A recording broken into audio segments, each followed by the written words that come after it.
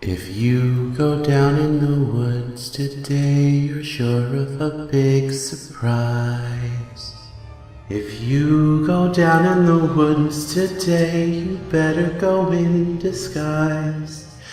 For every bear that ever there was will gather there for certain, because today's the day the teddy bears have their picnic.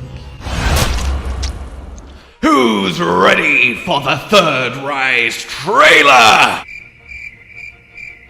I'm gonna assume you said you. I can't actually hear you. This is kind of a one-way thing. And good lord, did they show us a lot of goodies, including an entirely new mechanic that replaces mounting, and it's just... oh my god, we can fully get stories with our hunters and make monsters fight monsters in a way that we're actually controlling in a full-on monster. We'll get to that, but first, we have our new map, a snow map, and it is the Frost Islands, a ancient land that used to be a nest of dragons, gigantic, until they eventually died out for some reason, and now... well, there's a frozen Dragonator and a lot of monsters roaming around being kind of, you know, monstery. And those monsters are what we're going to focus on straight away because there's like 9 of them. So first among them then, let's welcome our new fanged beast, our new bear frame monster, now by far the strongest of them all, Goss Harag. He is demonic in nature and looks absolutely ridiculous. He uses his own frost breath to make a blade scythe arm to then attack you with.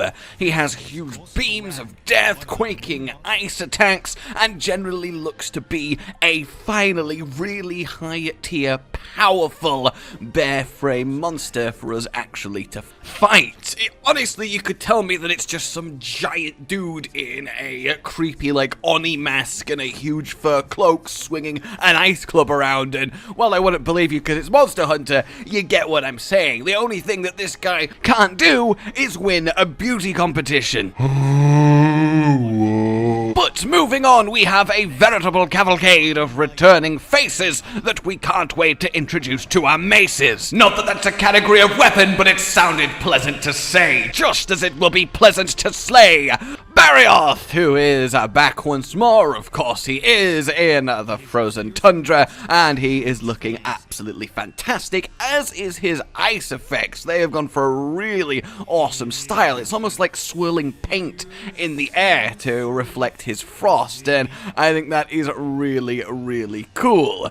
Then we have ourselves a good bit of Khezu. Yes, we saw him actually, you know, get teased last time, but now we get his confirmation and reveal, and he's so creepy. He's so creepy. It's just, like, look at those lips.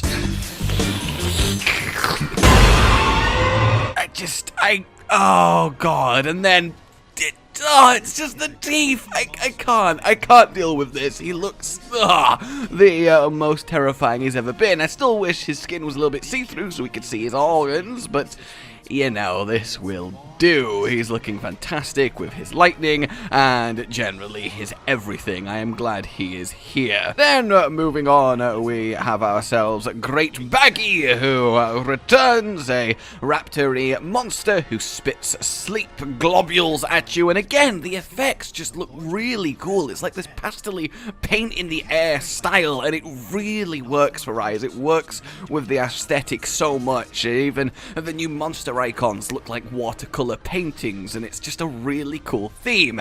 And there's not much to say about him. He's a very basic monster, but it's good that he is returning and looking fabulous, as is our slidey rabbity friend in Lagombi, who is back causing trouble amongst the snow and throwing snowballs too, and generally just being the rabbit bear we all know and love.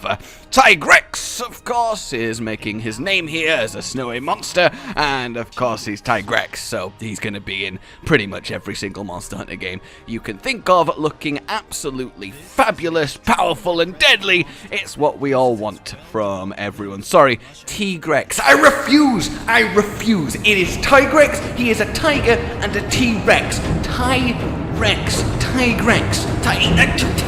Not bloody from Winnie the Pooh. In any case, we also have our first returning Leviathan in the form of Mizutsune, looking absolutely just gorgeous. He is, those bubbles, the beams, the sliding shenanigans, and cannot wait to fight him. Also, it seems like you can actually unsheath your weapon while sliding around on the bubbles, so you can fight while slippy, but that still probably isn't the most helpful thing in the world, but it's a nice little change, and indeed all of these monsters seem like they've got some lovely refinements that really need kind of digging down into. Of course, I hope this means Glavenus, Gammoth, and Astalos are soon to follow, and I imagine in a game like Rise and Be It Portable Switch, they get to cram as many monsters as possible.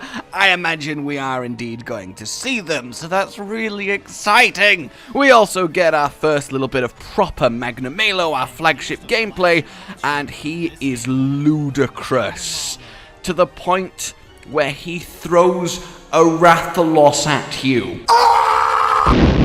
Yeah, I'll just repeat that one more time. He throws a Rathalos at you. Oh, so his purpley stuff then is a gas that he produces that's explosive, and it just happens to be purple and look like hellfire and give him this whole edgy aesthetic. He is quite the big, chunky boy, very Zinogre in his frame, of course, and a demonic outlook. He just is very, very badass. Oh, and we get a baby Tetsucabra. Oh, look at him, he's so cute. On a new Guildmaster NPC, but surely that means that there is going to be an adult one, yes? And then we also get this leader of the Hunter guy who very much looks like he's wearing select pieces of Zinogre armor, so maybe that implies a Zinogre too, but we get this lovely rapid tour of the village, all of its people, and we get to see a multiplayer hub area that has its own trading facilities so you can attack things and practice as a team on this awesome Tetranadon themed dummy, and it's really, really lovely to see. There's a lot of colourful characters, the village looks gorgeous, and I can't wait to walk around it. Just as I can't wait to walk around the map on a monster! Yes, we now have an entirely new system that replaces mounting called Wyvern Riding. We can bind the monster in iron silk, leap on top of them, and from the looks of things, force them to move around, and as they confirmed, force the monster we're riding to attack other monsters. I can't. This looks absolutely insane, and it will be in the demo, which is coming out, by the way, later today, and I just need to get in there and absolutely give it an explore and a practice, because in theory, this is one of the most incredible changes to Monster Hunter ever, and if they pull it off, would be one of the most wonderful things ever. A Stories-esque mounting attack fight monster system that adds a real bit of punch to that mounting moment to really shake things up. Everything they showed just looked insane, even if we only got the tiniest of glimpse. It seems you even make the monster like dodge on command as Tigrex leapt to avoid Barioth. I think it's amazing. I think it is absolutely amazing. We even look like we get a wall shot kind of flinch in to it as well, so it seems like you don't have to use them for combat, so it's kind of Iceborne-y flinch shot. This needs exploring, and oh, we're gonna explore it. So that is a quick blast at everything that we got. A bit surface level, but there is so much going on here, so much to dig down, but at the same time, we're going to be able to play Rise ourselves later today, so you can be sure an onslaught of videos will be on your way. Until then, like, if you enjoyed this, subscribe for more. I will see you soon. Goodbye. Rage Gaming with the video float. But that's all that's really relevant at the mo, but I'm still gonna leave this up so you patrons know that I love you even though the outro's no longer that kind of relevant. But the new one's being worked on and it's gonna be a truly badass song, and don't worry, I won't be doing any rapping on it. I'm gonna go now. This was shit.